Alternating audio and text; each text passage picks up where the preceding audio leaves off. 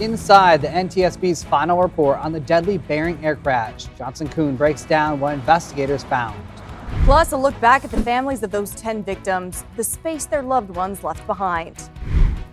And we're soon leaving July, but not the sunshine or the heat. I'll have a look at that detailed weekend forecast.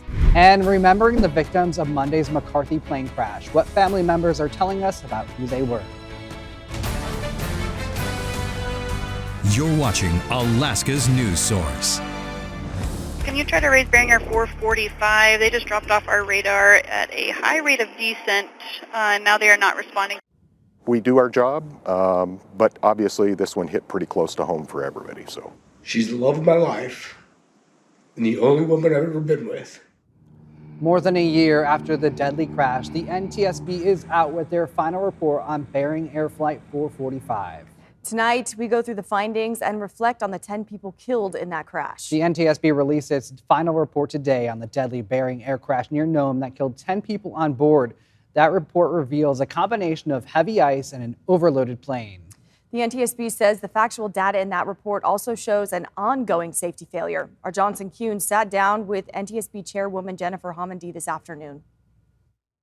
The Cessna Grand Caravan EX departed Unalakleet on February 6, 2025, carrying 9 passengers plus the pilot. As it descended toward Nome, it flew into severe freezing drizzle. But the NTSB discovered the plane was already at a critical disadvantage. What we found was chronic underreporting of weights on aircraft. The plane took off 1,000 pounds past the maximum weight limit for icing conditions. Recovered avionics show the fuel on board weighed an additional several hundred pounds more than logged. It is significant, and it was common in Bering Air. Here at Nome, we got both runways closed. Air traffic controllers in Nome asked the pilot to slow down until the runway was de-iced. As he did, the autopilot turned off and the slow, overweight plane stalled.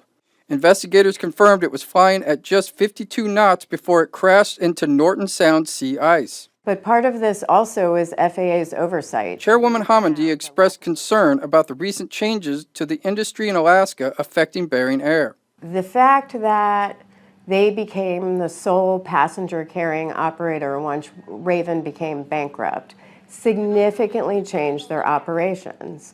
They became bigger, they were conducting more flights. That should have warranted increased oversight. For other pilots feeling the commercial pressure to fly overweight under dangerous icy skies, the chairwoman delivered a blunt directive. So say no and push back. Johnson Kuhn, Alaska's news source. Now, Bering Air has recently implemented new weight controls and extensive simulator ice training scenarios for its pilots. The FAA has not yet mandated the NTSB's recommended flight recorder updates. We've reached out to Bering Air for comment and are awaiting their response. And while the NTSB report tells us what went wrong, only the families can tell us who their loved ones on board truly were.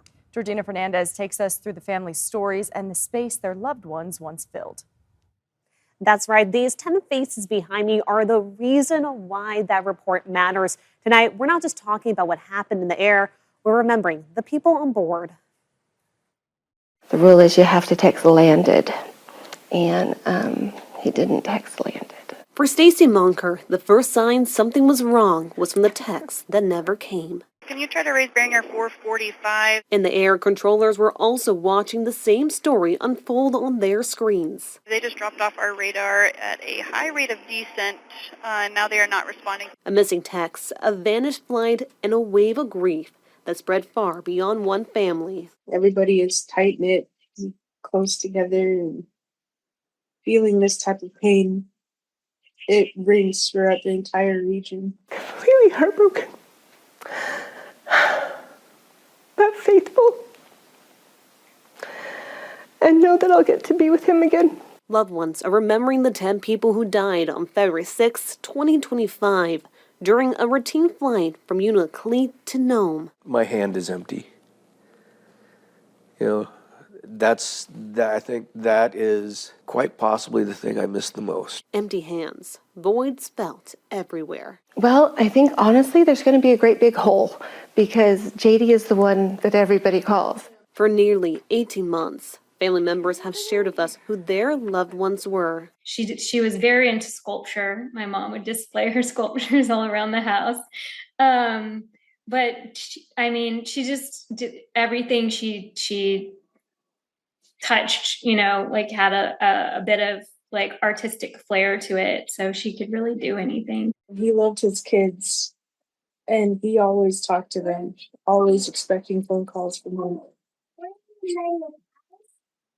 He was everybody's friend. The communities around them have stood up. And then all of our sales today are also going to them. Okay, perfect. Helping to hold families together during an unimaginable time. I can't imagine going through something like this. So taking time out of my day to come support in any way that I can is just so important. As families sat waiting for answers, they never stopped telling stories of the 10 people they lost and the crash that changed their lives forever. Our thanks to the families who continue to share their stories. Stay with Alaska's News Source as we're working to get more reaction from loved ones and their thoughts on the final report that was released today. Again, that was our Georgina Fernandez reporting.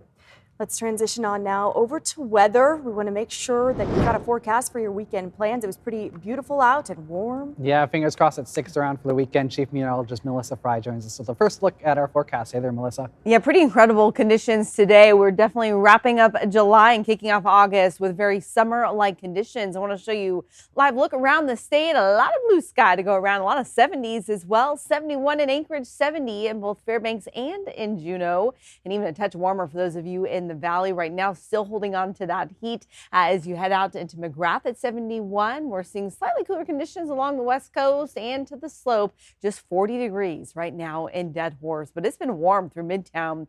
Right now sitting at 76 degrees here at Alaska's News Source, 79 at the Camel Creek Science Center, low 70s all the way to the upper hillside and into Eagle River tonight. And it's all thanks to that ridge of high pressure that is locked in here across the state, that heat pumping in from the south, blocking any storms from moving in, and we do have one right now pushing into the central Aleutians. Wet and windy conditions there tonight. Also seeing rain pushing into the southern portions of southeast with a second storm system south of that high pressure.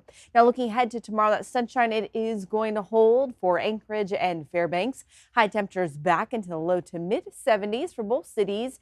Juneau still in the low 70s. You'll notice increasing clouds through the day though, with rain arriving tomorrow night. Bethel also seeing those increasing clouds with high temperatures for you back into the mid 60s. And then we have the weekend just around the corner. I'll have a closer look at that forecast next. All right, see you in just a little bit. Thanks, Melissa. Well, tonight we're learning more about the identities of the people killed in Monday's McCarthy plane crash. The NTSB says the Piper PA-22 plane was transporting 2 passengers. That plane was coming in for a landing on an airstrip at Dan Creek, which is a small community east of McCarthy. That's inside Wrangell St. Elias National Park and Preserve.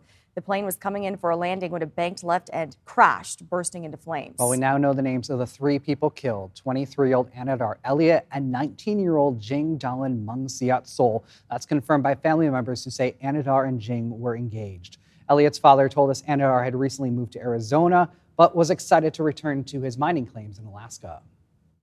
If you're in the bush of Alaska, it's difficult to explain, but your children don't stay here.